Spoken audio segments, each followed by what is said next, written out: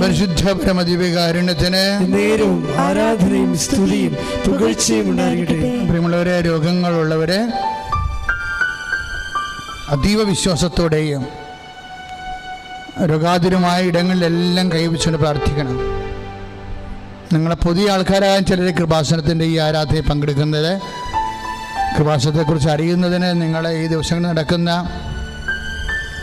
Global rosary Google meet ശുശ്രൂഷകൾ മാത്രം കണ്ടാൽ മതി. എത്രയോ മനുഷ്യരാണ് ലോകത്തിൻ്റെ വ്യത്യസ്തങ്ങളായ ഇടങ്ങളിൽ നിന്നുകൊണ്ട് സാക്ഷ്യം പറയണത്.